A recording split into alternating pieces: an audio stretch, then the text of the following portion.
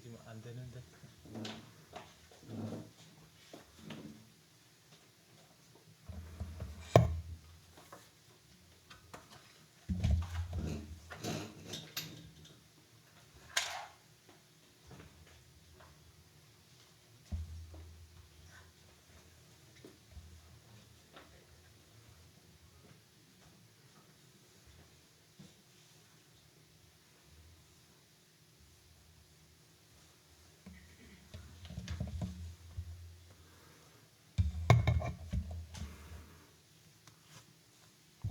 안녕하십니까? 네. 수빈이 아빠입니다. 예전에는 아이들이 이제 최서구 형제 자녀인 것에 대해서 내가 왜 최서구의 딸인가에 대해서 항의한 적이 있었던 것 같은데 이제는 수빈이 아빠가 더 제가 더 어울리는 것 같습니다. 우리 또 수빈이 덕분에 또 이렇게 사랑하는 성도님들 또 뵙게 돼서 또 반갑습니다. 우리 순정 자매가 이렇게 찬양할 때 참 트럼펫을 이렇게 연주하는 걸 보면서 예전에 생생 캠프에 올 때는 저보다 못 불렀거든요. 그때는 제가 순정이를 가르쳤었는데 이제는 제가 명함도 못 내밀겠습니다. 저도 트럼펫 선물 받은 게 있는데 이제 다른 사람 줘야 될 것 같아요. 그래서 이렇게 많이 이제 실력이 늘었고 또 이제 또 찬양할 때 또 연주할 때 보니까 또 다른 사람들에게 또 하나님을 이렇게 악기로 또 이렇게 찬양하는 모습이 참으로 아름다웠습니다. 오늘 우리 수빈이가 아침에 대학로교회 성도님들이 이렇게 말씀 시간이 그 1시간 넘어가면 힘들어 하신다고 그래서 제가 그 전에 이렇게 끝내도록 하도록 하겠습니다. 먼저는 저에 대해서 잠깐 간증을 말씀드리고 또 남는 시간 동안에 또 우리 이렇게 찬양에 대해서 잠깐 이렇게 또 교제하는 시간을 갖도록 하겠습니다.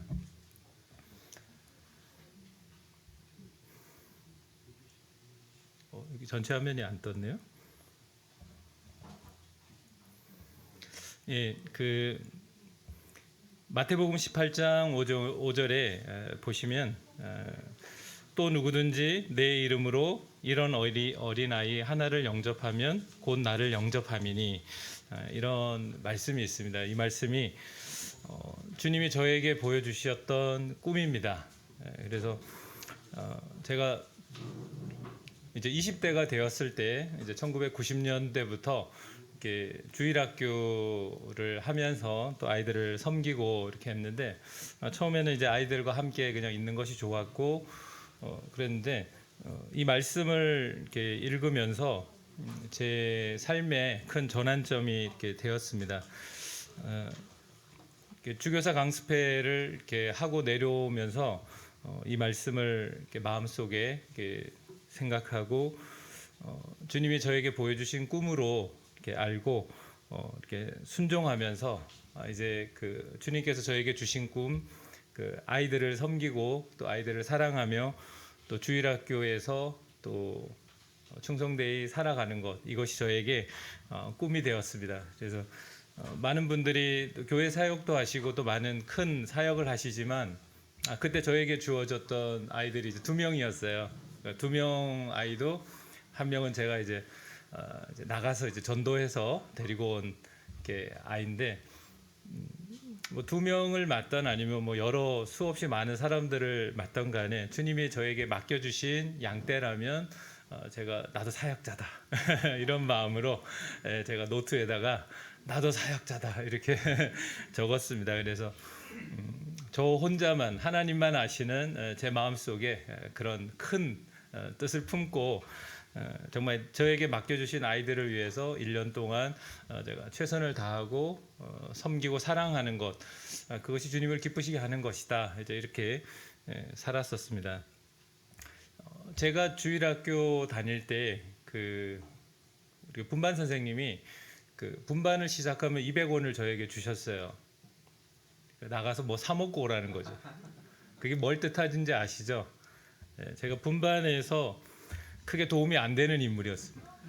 그래서 이제 200원을 가지고 나가서 빵을 사갖고 먹고 또 나름대로 이제 분반 시간 끝나는 시간 맞춰서 들어가면 분반이 끝나 있죠. 그래서 그 선생님이 그때는 저에게 천사셨죠. 항상 200원을 주셨으니까.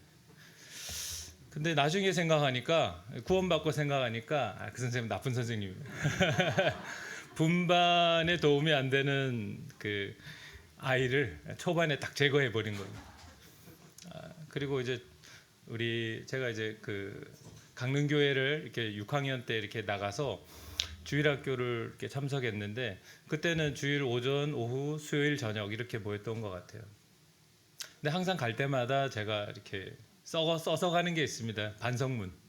항상 가면은 선생님들이 반성문 쓰라고 하니까 가서 놀 시간도 없는데 반성문을 써야 되니까 미리 써가지고 갔어요. 제가 왜 이러는지 모르겠습니다. 다시는 안 그러겠습니다 하면서 그 반성문을 써갖고 이렇게 다녔었어요.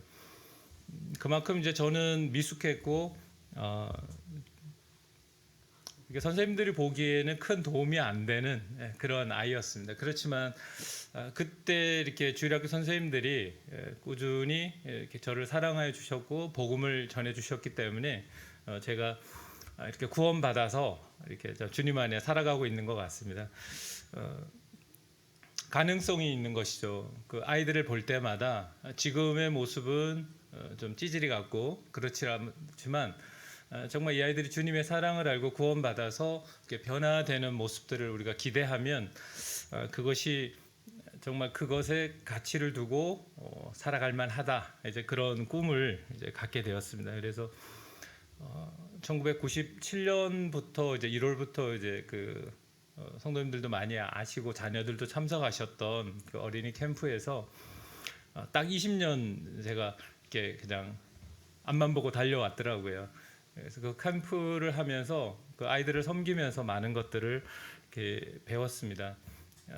이렇게 강릉 영동교회가 이렇게 개척되고 지금 모이고 있지만 그 어린이들을 섬기면서 배웠던 것들이 저에게는 큰 자산이 되었던 것 같아요. 두 번째 이제 저에게 또 주님이 주신 꿈이 이제 누가복음 10장 36절 37절 말씀입니다. 누가 강도 만난 자의 이웃이 되겠느냐 이르되 자비를 베푼 자니이다. 예수께서 이르시되 가서 너도 이와 같이 하라 했습니다. 이것이 강릉 영동교회를 개척할 때 주님이 저에게 주신 말씀입니다. 저희 주변에 이렇게 강도 만난 자와 같이 참 잃어버린 바 된 영혼들이 많이 있다는 것, 주님께서 저에게 원하시는 것이 그들을 찾아가서 섬기고 또 사랑하고 사랑을 통해서 복음이 증거되기를 원하셨던 주님이 저에게 그런 말씀을 이렇게 주셨습니다. 그래서 그 부르심에 부담이 있었고 또 순종하기로 했습니다. 사실 교회를 개척한 것은 저희 자매가 먼저 주님 앞에서 기도하고 분별하고 마음에 이렇게 결정한 겁니다. 거꾸로 됐죠. 그래서 아무리 힘들어도 저희 자매가 힘들다 얘기를 못 합니다.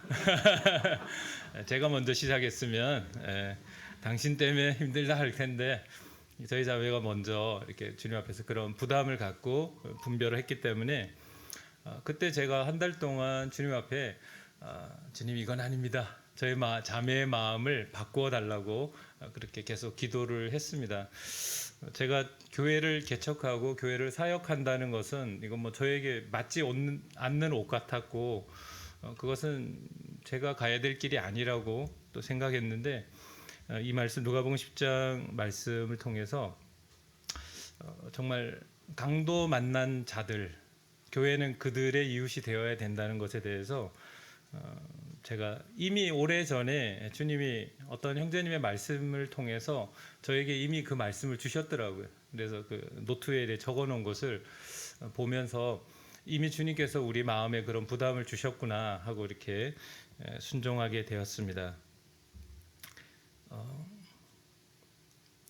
사도행전 2장 46절 47절에 그 메시지 성경에 보니까 참 마음에 이렇게 감동이 되고 또 이렇게 정말 살아가고 싶다 하는 그런 잘 풀이가 되어 있더라고요. 성전에서 예배를 드리고 나서 집에서 식사하고 하나님을 찬양하는 것이 그들의 하루 일과였다. 식사 때마다 즐거움이 넘쳐 흐르는 축제였다. 사람들은 그 모습을 좋게 보았다. 하나님께서 구원받은 사람들을 더하셔서 날마다 그들의 수가 늘어났다. 강릉영동교회가 정말 이렇게 살아가기를 원하고 또 정말 이웃을 섬기고 또 우리 주변에 있는 사람들을 사랑하고 섬기는 그런 교회가 되기를 기도하고 있습니다. 그리고 우리가 계속적으로 복음을 이렇게 전하고 있는데 삶을 공유하는 그런 복음을 참 계속 전하기를 또 힘쓰고 있습니다. 그래서 뭐 저희 자매가 얼마 전에 뭐 영혼들 한 20번 정도 밥 사주면 이제 복음에 뭔가 그 이렇게 변화가 있을 것 같다 이랬는데 열심히 지금 이제 사주고 열심히 만나고 이렇게 하고 있습니다.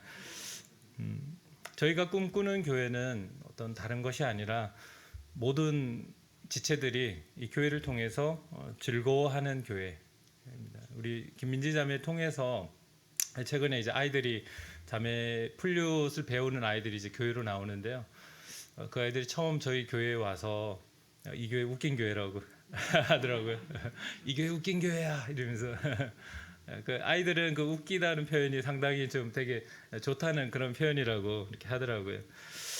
계속적으로 웃긴 교회가 되고 성도님들 마음속에 또 참여하는 모든 영혼들 마음 가운데 교회만 생각하면 가고 싶고 주일이 정말 기다려지는 그런 교회 모일 때 우리가 정말 사랑이 넘치고 즐거움이 넘치는 그런 교회로 우리가 살아가기를 계속 기도하고 있습니다.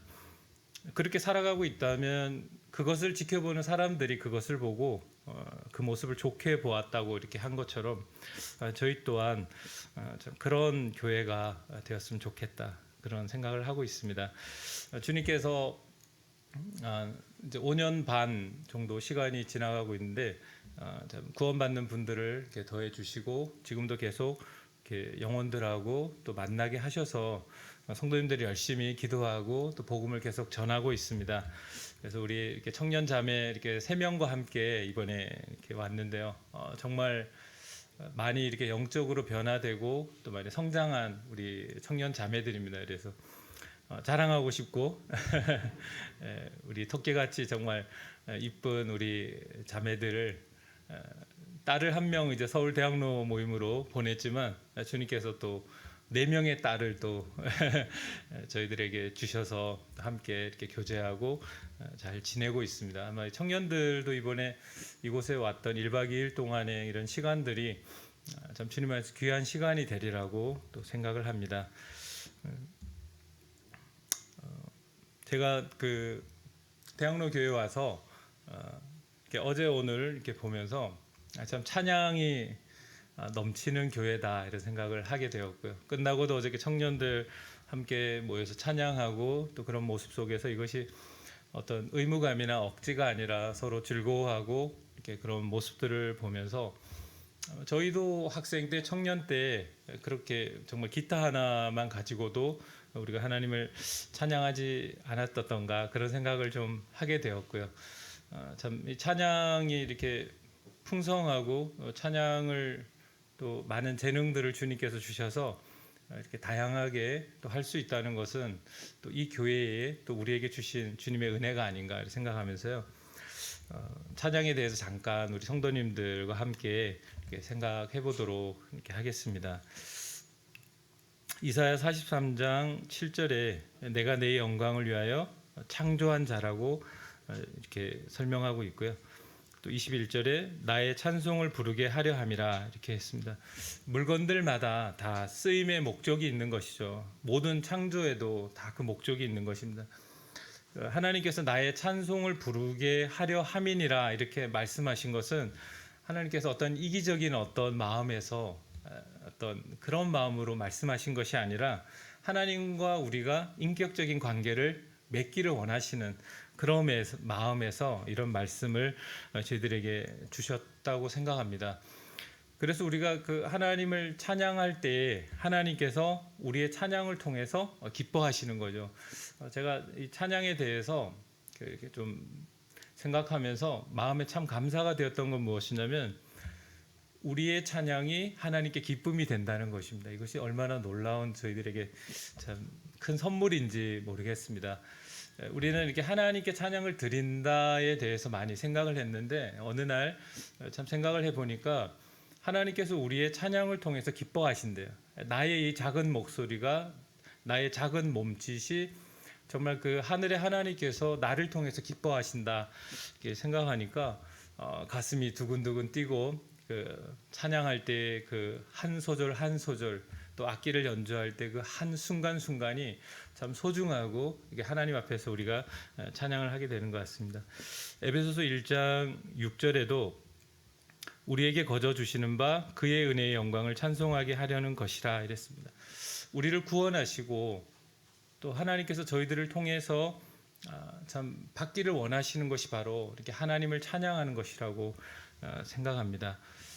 그 목적에 맞게 우리가 살아갈 수 있다면, 그래서 할렐루야 호흡이 있는 자들아 다 여호와를 찬양하라고 하셨던 것이 어느 특정한 어떤 소수의 몇몇 사람들의 것이 아니라 우리 모든 구원받은 성도들의 삶 속에서 참 하나님을 찬양하고 그의 이름을 높여드리는 것. 하나님을 높여드리면 우리는 낮아지는 것이죠. 그래서 우리가 찬양할 때 우리는 하나님을 향해서 찬양하기 때문에 우리는 겸손해지는 것입니다. 그래서 찬양을 하는 성도는 겸손해질 수밖에 없는 것입니다. 하나님을 높이고 나는 낮아지게 되는 것이죠. 그래서 또 이렇게 우리가 찬양한다는 것은 어떤 실력, 어떤 노하우가 아니라 하나님과 나와의 우리와의 관계라는 것에 대해서 정말 말씀드리고 싶습니다. 하나님이 우리에게 왜 찬양하는지, 무엇 때문에 찬양하는지에 대해서 우리에게 물으신다면, 또한 알고 싶어 하신다면 우리는 무엇이라고 대답할 수 있을까? 한번 우리 각자가 좀 생각해 보면 좋을 것 같습니다. 우리 수빈이가 초등학교 1학년 때 이제 생생 캠프에 와서 이제 마지막 날 밤에 이제 찬양의 밤을 하는데 앞에서 제가 이제 앞에서 찬양 시간 이제 인도하는데 저의 딸이 앞에서 계속 울고 있는 거예요. 초등학생 1학년이. 제가 감동을 먹었잖아요. 이 초등학교 1학년이 어떻게 이 찬양 부르는데 막 그때 찬양 나 주님의 기쁨 되기 원하네. 초등학교 1학년으로서는 상당히 수준 높은 찬양인데 막 펑펑 우는 거예요. 그래서 이 아이 마음에 하나님에 대한 사랑이 있구나 하고 이제 끝난 다음에 수빈아 아까 왜 그렇게 울었어? 이러니까 언니들이 울어서 그냥 언니들이 우니까 그 분위기에 휩싸여서 자기도 울고 싶어졌던 거예요. 사실 근데 뭐 저희도 그럴 때가 많이 있는 것 같습니다. 저도 고등학교 때 이렇게 예배 드릴 때 다른 형제님들이 감사하시고 또 성도님들이 기도할 때 눈물을 흘리시고 이런 것이 왜 나는 그것이 안 될까? 그래서 막 예배 드릴 때 그 엄마 없는 하늘 아래 영화 생각하고 막 슬펐던 기억을 생각해서 막 이렇게 쥐어짰던 생각도 있어요. 그리고 그 이름 모를 눈물이 나오는 것을 내가 오늘 뭔가 예배를 드린 것 같고 하나님 앞에 가까이 나간 것 같은 이런 근거 없는 어떤 마음을 가지고 참 우리가 이렇게 찬양에 대해서 좀 오해하고 살았던 있죠. 우리의 삶이 이렇게 하나님을 찬양하되 찬양하는 내용이 빠진 채 어떤 우리의 그런 감정 이런 것에 우리가 그런 것을 가지고 하나님을 찬양하고 있지는 않을까 하는 생각을 자주 이렇게 해보게 됩니다. 누군가로부터 받기 전에는 누구에게 줄 수 없다. 마치 자녀들이 부모에게 용돈을 받고 그 용돈에서 뭐 부모님 기념일에 선물을 하잖아요. 사실은 다 이것이 부모에게서 나온 돈이지만 부모님들은 어떻습니까? 그 자녀들이 부모님 기념일에 이렇게 선물을 드리면 그냥 그것으로 인해서 기뻐하잖아요. 결국은 다 부모님 돈인데 그렇습니다. 우리가 이렇게 하나님을 찬양한다는 것은 우리가 어떤 찬양을 잘하고 뭔가 만들어내는 것이 아니라 이 하나님께서 우리에게 이 찬양할 수 있는 모든 내용을 이렇게 공급해 주시는 것입니다. 그래서 아까 말씀드린 것처럼 나의 찬송을 부르게 함이라고 이렇게 하셨습니다. 찬양은 우리가 우리의 마음을 가지고 우리가 만들어내는 찬양이 아니라 하나님께서 우리에게 말씀하시고 우리에게 행하신 일들을 그것에 대해서 우리가 반응하는 것이죠. 그래서 시편의 성경들을 우리가 이렇게 계속 보다 보면은 하나님이 어떠하신 분인가에 대해서 설명하고 있고 또 어떤 일을 행하셨는가 이렇게 말씀하고 있습니다. 그러나 그 뒤에 더 중요한 것이 있죠. 그 시편을 지은 저자가 그 하나님에 대해서 어떻게 반응하고 있는가. 시편은 계속 그런 패턴으로 이렇게 기록되어 있습니다. 다시 말씀드리면 어느 날 갑자기 그냥 툭 튀어나오는 것이 아니라는 것이죠. 예. 이 찬양을 그냥 음악으로만 생각하고 내가 목소리가 좋기 때문에 우리가 찬양한다라고 생각하면 어느 순간에 그냥 갑자기 할 수 있죠. 그러나 적어도 시편은 우리에게 그렇게 말씀하고 있지 않습니다. 우리가 하나님을 찬양한다는 것은 정말 하나님이 어떠하신 분인지 우리가 알았다는 것이죠. 하나님이 우리를 찬양을 통해서 기뻐하시는 이유도 이들이 그 하나님이 어떠하신 분인지 알고 드리는 찬양이기 때문에 하나님이 그것을 기뻐하시는 거예요. 그래서 정말 찬양은 우리가 어떤 노하우나 기술이 아니라 하나님과 우리와의 관계에 있다는 것을 우리가 꼭 이렇게 기억해 주시기 바랍니다. 이것이 악기를 연주하거나 아니면 어떤 우리가 목소리로 하나님을 찬양할 때도 동일한 것입니다. 우리가 어떤 그 하나님과의 관계가 참 우리의 삶에 얼마나 중요한 것인지 하나님께서 시편의 그 다윗의 찬양을 기뻐하셨던 것은 다윗이 찬양을 어떻게 했느냐에 따라서 기뻐하신 것이 아니라 다윗이 하나님을 찬양하는 사람이었기 때문에 기뻐한 것이었죠. 그래서 우리가 참 하나님을 찬양하되 왜 하나님을 찬양하는지 무엇 때문에 우리는 하나님을 찬양하고 있는지 이것이 하나님 앞에서 우리가 정말 그런 진실됨으로 하나님 앞에 나와 하나님을 찬양할 때 또 우리의 삶을 그분께 드릴 때 하나님이 우리를 통해서 기뻐하신다고 생각합니다. 우리가 예배 시간에 부르는 찬양 이렇게 살펴보시면 예전에 우리가 통일찬송가라고 하잖아요. 찬양들 1절, 2절, 3절, 4절이 있는데 대부분 3절, 4절로 가면은 어떤 그 내용이 대부분이냐면 이 몸 주께 드립니다.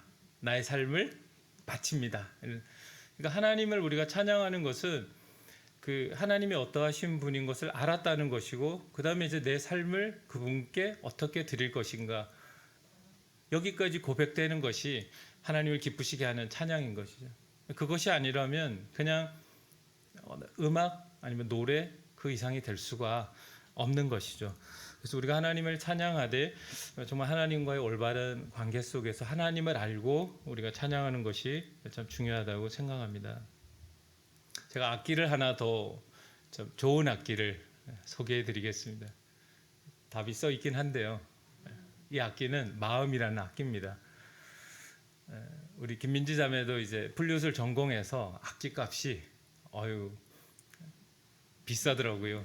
아마 순종 자매도 그렇고 저번에 우리 문영견 형제도 그냥 메고 다니는 악기라서 저희가 함부로 생각했는데 값이 상당하더라고요. 근데 이 악기, 이 마음이라는 악기는 그렇게 비싸게 살 필요는 없습니다. 우리 안에 있는 것이죠. 우리가 진실되게 어떤 사람들과의 관계 속에서 우리의 마음을 열지 않는다면 어떻겠습니까? 그 사람과 내가 친밀한 관계가 되기는 어렵겠죠. 시편 51편 6절에 주께서는 중심이 진실함을 원하신다고 하셨고 또 이사야 29장 13절에는 이 백성이 입으로는 나를 가까이 하며 입술로는 나를 공경하나 그들의 마음은 내게서 멀리 떠났다고 이렇게 하고 있습니다. 우리 입술에서 나오는 노래가 우리의 마음에서 나오는 노래와 일치되고 있는지 우리는 그것을 항상 살펴야 될 것입니다. 우리가 입술로 하나님을 찬양하는 것은 언제든 할 수 있지만 그러나 하나님이 기뻐하시는 찬양은 무엇이냐면 우리의 입술에서 나오는 찬양과 우리의 마음 속에서 나오는 찬양이 일치가 되어야 되는 것이죠. 우리의 마음은 참 콩밭에 가 있는데 우리가 입술로도 거룩하게 하나님을 찬양할 수가 있습니다. 제 경험을 봐서도 제 마음이 지금 하나님을 향해 있지 않고도 성도님들 보시기에 거룩하게 정말 환한 얼굴로 하나님을 찬양할 수가 있었고 그렇게 했던 기억들도 있습니다. 근데 하나님께서는 우리의 마음의 중심의 진실함을 보시기 때문에 우리가 하나님을 찬양할 때 우리의 입술의 고백과 우리의 마음의 고백이 동일해야 되겠죠. 사람이 이렇게 습관적으로 어떤 일을 반복해서 하다 보면 어떻게 됩니까? 우리 몸에 이제 그것이 딱 배게 되죠. 그러면 나중에는 노력하지 않아도 능숙하게 어떤 일을 하게 됩니다. 내가 어떤 그것에 대해서 특별히 의식하지 않아도 어떤 행동을 계속 반복되게 하고 있는 것이에요. 저희 자매가 작년에 이제 집에 차가 한 대 있는데 제가 이제 타고 다니다 보니까 본인이 못 타잖아요. 그래서 저에게 오토바이를 사줬어요. 불과 몇 년 전만 해도 제가 오토바이 출퇴근할 때 오토바이를 하나 살까 하니까 과부 된다고, 그거 사주지 말라 했다고, 과부틀이라고 막 이랬어요. 그런데 이제 본인이 이제 차가 없으니까 불편하잖아요. 그러니까 어느 날 당신 오토바이 필요하지 않아? 이러면서 그래갖고 오토바이를 사줬어요. 오토바이를 사자마자 저희 자매를 그래도 뒤에 이제 태우고 한번 하려고 탁 하다가 첫날에 넘어져갖고 첫날에 그냥 왼쪽이 쫙 그냥 기스가고 보조발판 깨지고 그랬습니다. 그래서 그 이후로는 저희 자매가 이제 오토바이 태워달라 안 해요. 근데 이제 한번 넘어지고 그 다음날 이제 아침에 출근을 하는데 처음 이제 한 20여 년 만에 이제 오토바이를 타다 보니까 이게 제 마음 같지가 않더라고요. 커브 도는데 막 넘어질 것 같고 그래서 한 며칠 동안은 상당히 조심스러웠어요. 근데 이제 어느 정도 하고 나니까 이제 이게 뭐 손으로 돌리는 게 아니고 몸으로 돌리는 거라는 말이 무엇인지 알게 됐고 그러다 보니까 이제 조금 익숙해지니까 어때요? 건방을 떠는 거예요. 제가 한 손 놓고 핸드폰 보고 있고 막 그러고 있더라고요. 그러니까 사람이 어떤 것이 이렇게 계속 반복적으로 하다 보면 익숙해지고 몸에 배면 그것에 대해서 우리가 의식적으로 의식하지 않아도 자연스럽게 어떻게 우리가 할 수가 있죠. 우리가 하나님을 찬양하는 것도 마찬가지입니다. 찬양은 너무나 익숙하잖아요. 우리가 항상 우리의 삶은 찬양을 하고 있는데 정말 하나님께서 우리에게 바라시는 찬양은 무엇일까? 겉으로 어떤 화려한 나타나는 그런 것 이전에 정말 우리 마음속에서부터 우러나오는 찬양, 하나님이 우리의 중심에 진실함을 원하신다고. 이것은 뭐 순정자매가 트럼펫을 연주할 때나 기타를 칠 때나 우리 바다자매도 베이스 기타를 치더라고요. 깜짝 놀랐어요. 제가 초등학교 때 봤던 바다가 아니었어요. 이렇게 뭔가 이렇게 오랜만에 보니까 다들 조금씩 뭔가 이렇게 늘어 있어요. 그런데 우리가 꼭 기억해야 될 것은 뭐냐면 분위기는 분위기로 끝나는 것입니다. 그래서 우리 찬양팀 우리 형제자매님들에게 제가 앞서 이제 많이 먼저 경험한 자로서 한번 부탁드리고 싶은 것은 뭐냐면 찬양을 인도할 때 분위기를 끌고 가려고 하지 마십시오. 분위기는 분위기로 끝나버립니다. 그래서 우리 찬양 인도하시는 분들이 가장 이렇게 좀 우리가 쉽게 좀 감각이 쉬운 게 무엇이냐면 자꾸 이렇게 어떤 찬양으로 분위기를 띄우려고 하는 거예요. 찬양은 분위기를 띄워서 되는 것이 아닙니다. 그래서 우리 찬양 인도하시는 우리 형제자매들께서 정말 우리가 함께 찬양하고 있다는 생각으로 우리가 그런 마음으로 이렇게 정말 공동체적인 의식을 가지고 우리가 하나님을 함께 찬양하고 내 악기로 나의 목소리로 또 섬기는 영역이다, 봉사하고 있다 생각하시면 아마 그런 시간들을 통해서 우리 모든 성도님들이 함께 찬양으로 말미암아 하나님께 영광 돌리는, 그래서 정말 그 악기 소리가 거슬리지 않고 정말 우리가 연주하는 분들이나 함께 찬양하는 분들이나 우리가 모두가 함께 한 목소리로 우리가 찬양할 수 있지 않을까 그런 생각을 하게 됩니다. 찬양에 대해서 이렇게 우리가 꼭 생각하면 우리가 꼭 기억해야 될 것이 무엇이냐면 경배라는 말입니다. 우리가 찬양과 경배 이런 말 쓰잖아요. 찬양과 경배라는 것은 찬양으로 드리는 경배, 찬양으로 드리는 예배라는 뜻입니다. 그래서 로마서 12장 1절에 그러므로 형제들아 내가 하나님의 모든 자비하심으로 너희를 권하노니 너희 몸을 하나님이 기뻐하시는 거룩한 산 제물로 드리라. 이는 너희가 드릴 영적 예배니라. 이렇게 로마서 12장 1절에 기록되어 있습니다. 우리가 찬양하고 경배한다. 하나님을 경배한다는 것은 무엇이냐면 하나님 앞에서 나 자신을 낮추는 것입니다. 또 낮춘다는 것은 무엇이냐면 그 하나님의 그 높으신 뜻 안에서 우리가 순종하고 나의 삶을 이제 드리겠다고 하는 그런 고백인 것이죠. 우리가 그래서 하나님을 찬양하고 예배합니다, 경배합니다, 송축합니다. 이 모든 뜻 가운데 참 우리에게 우리가 배워야 될 점은 무엇이냐면 하나님만 높이고 그 하나님께 순종하며 나의 삶을 드리겠습니다. 정말 참된 경배는 우리의 삶을 아버지 하나님 앞에 드리는 데까지 나아갈 때 우리의 드리는 찬양이 하나님께서 기뻐 받으시는 것이죠. 그래서 우리가 하나님을 찬양하실 때 정말 나의 삶을 그분께 드립니다. 순종하겠습니다. 그러니까 이런 고백과 함께 또 그런 삶을 살아감으로 하나님을 찬양할 수 있다면 그것은 단순히 목소리 좋고 어떤 특별한 사람의 그런 찬양이 아니라 우리 모든 구원받은 성도님들이 참 하나님께 기쁨이 되고 하나님께 영광 돌리는 삶이 되리라고 생각합니다. 참된 경배는 하나님과 가치 있는 관계를 맺고 살아갈 때 우리가 그것을 보고 정말 경배합니다. 경배하는 삶이라고 하는 것입니다. 우리의 입술로 그치는 것이 아니라 우리의 삶으로 하나님의 뜻대로 살아가려고 하는 그런 우리의 의지. 꽃들도 정말 아름답게 피어 있으면 그것이 하나님을 찬양하는 것이잖아요. 그러나 꽃들과 우리 사람이 뭐가 다릅니까? 다른 것은 무엇이냐면 우리는 선택할 수 있다는 거예요. 어떤 것을 고르고 결정하고 선택하고 고백할 수가 있다는 것입니다. 그것이 바로 하나님이 보시기에 좋았더라 하는 것이죠. 참된 경배가 무엇이냐면 하나님을 경배하는 것이 무엇이냐면 하나님이 두신 곳에서 우리가 하나님을 기쁘시게 하며 살아가는 것, 그것이 하나님이 보시기에 심히 좋았더라. 이것이 바로 하나님께 우리가 예배하고 하나님을 경배하는 삶이 아닐까 싶습니다. 찬양한다는 것이 단순히 음악이 아니라 우리의 삶으로 정말 하나님을 예배하는 것이라는 것에 대해서 참 우리가 꼭 기억하시면 참 좋을 것 같습니다. 참 오랜 시간 동안 계속 얘기를 하고 지금도 많은 교회들이 이런 부분에 있어서 좀 이렇게 아직은 이렇게 여러 의견들이 있는 것이 있는데요. 우리가 CCM이라고 이렇게 하는 것이 이제는 많이 좀 일반적이 되었고 하는데 CCM이란 것이 그 대중음악 같은 연주에 찬양의 가사를 붙여서 부르는 음악, 이것이 바로 CCM이라고 하는 것입니다. 대중음악 같은 연주, 이것은 무엇이냐면 계속 문화적인 요소가 있기 때문에 계속 변하는 거예요.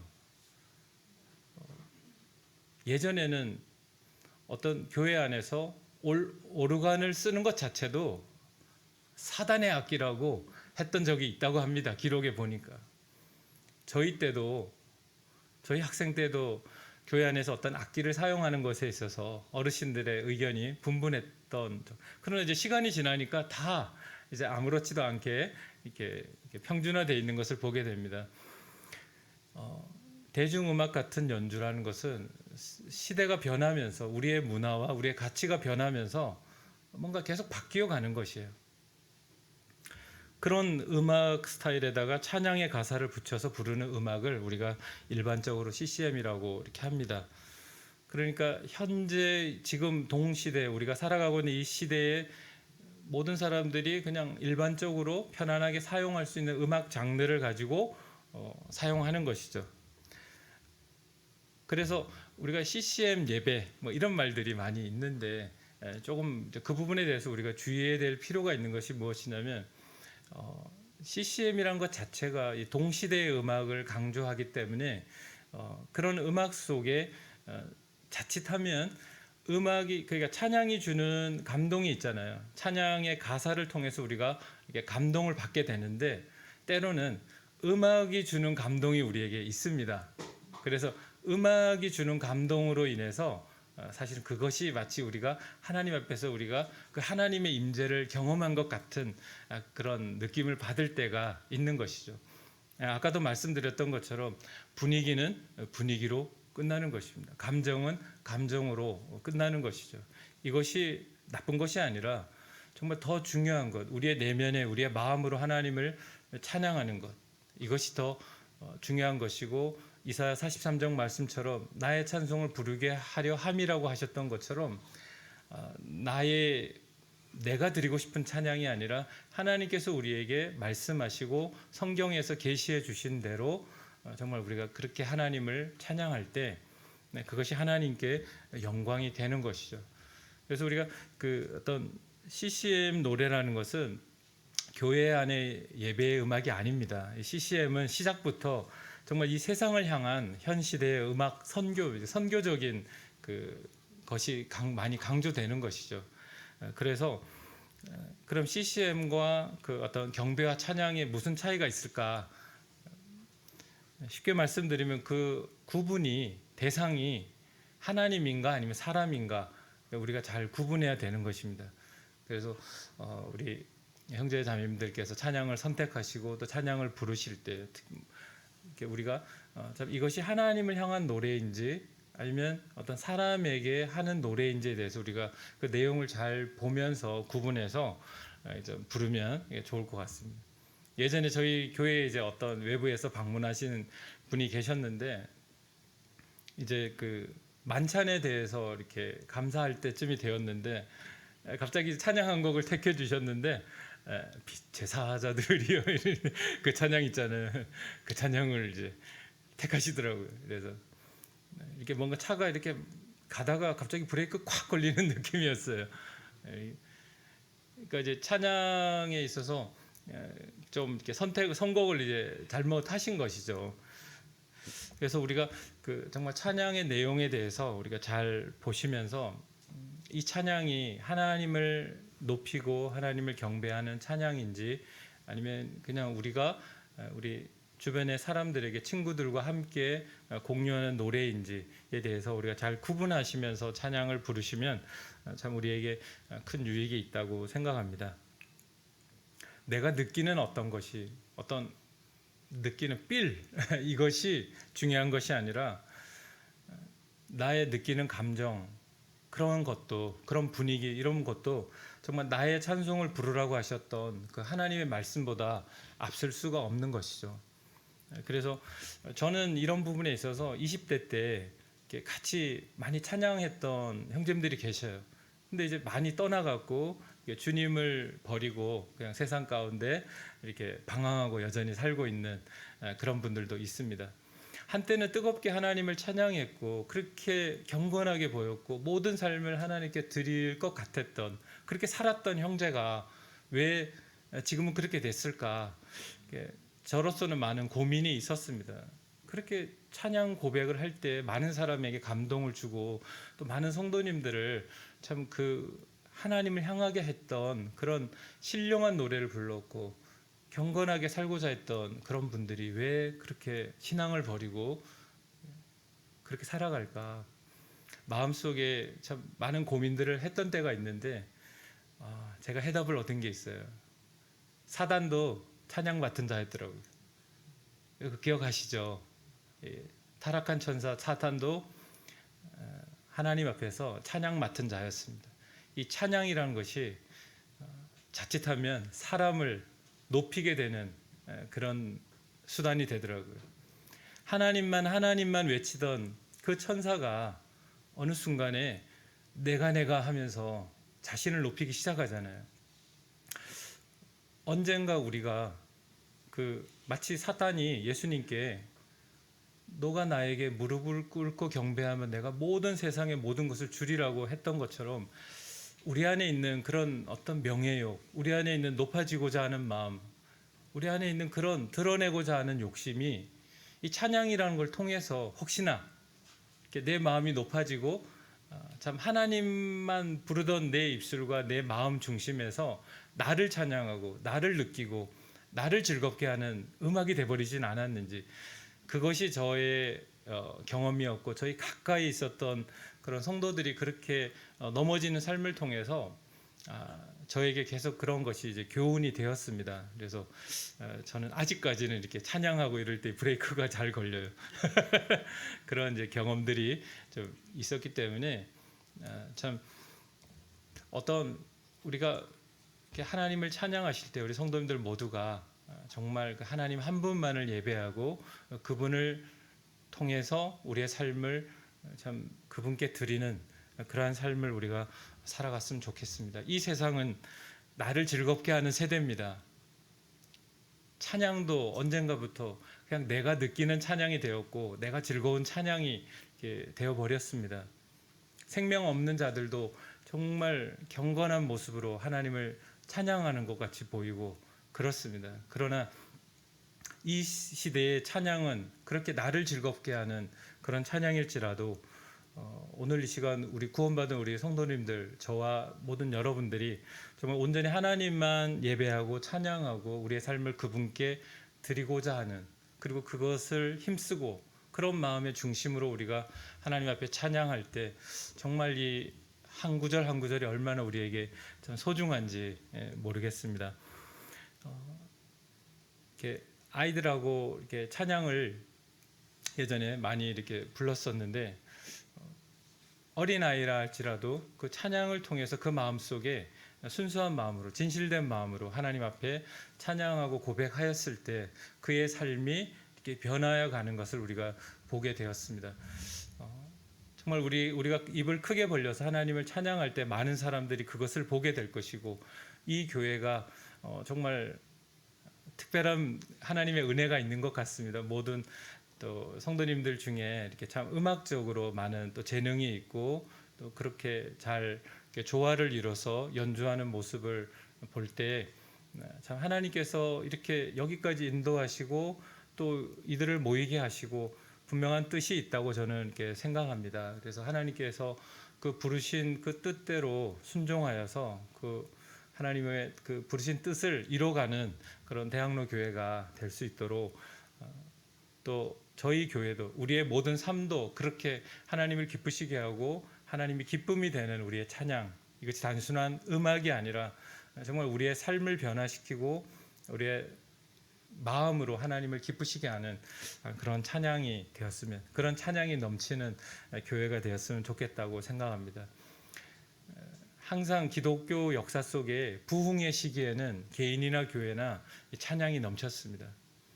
그래서 뭐 어떤 형제님들은 어떤 교회에 가서 찬양하는 모습을 보면 이 교회의 어떤 영적 상태를 알 수 있다고 하는데, 저는 뭐 그 정도의 내공은 안 됩니다.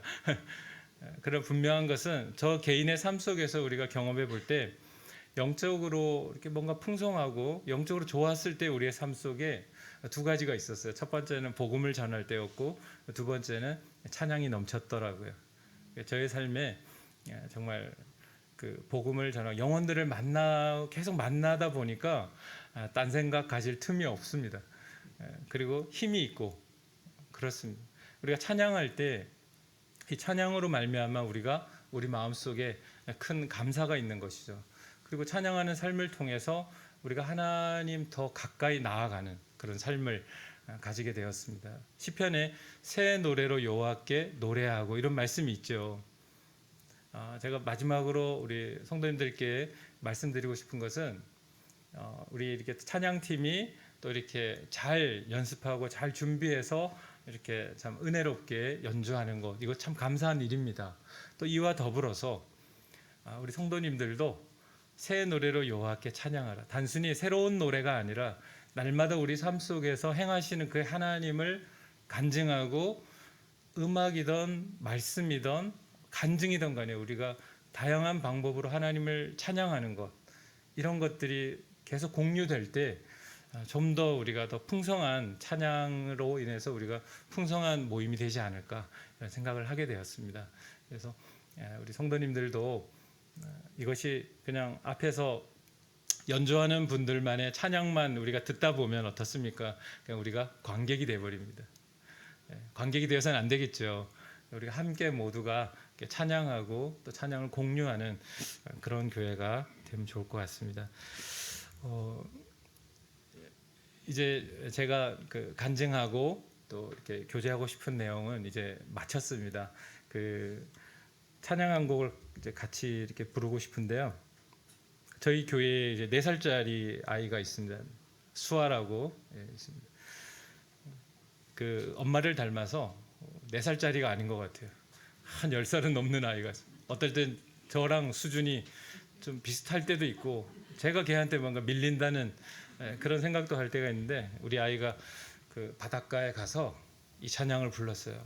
나는 하나님을 예배하는 예배자입니다. 그래서 교회에 오면 초콜릿만 좋아하고 젤리만 좋아하고 이런 아이지만 또 그런 모습을 보면서 이 아이를 통해서 하나님께서 영광 받으시고 그 고백이 이 아이의 삶이 되었으면 좋겠다, 이런 생각을 하게 됐는데, 우리 또한 우리가 찬양하는 것이 단순히 음악과 어떤 그런 것으로 머무르지 않고 우리의 삶으로 그분을 좀 영화롭게 하고 우리의 삶으로 하나님을 예배하고 살아가는 그런 저희들의 삶이 되었으면 좋겠습니다. 함께 찬양하겠습니다.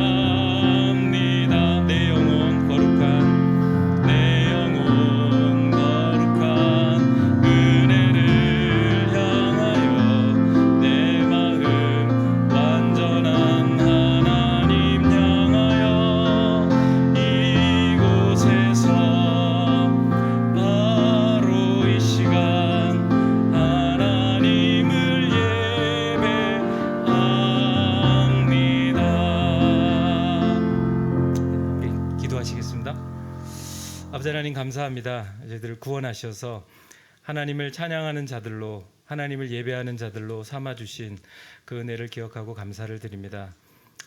참 이 세상을 바라볼 때 참 하나님 위에 우리가 찬양할 것이 많지 않음을 고백드립니다.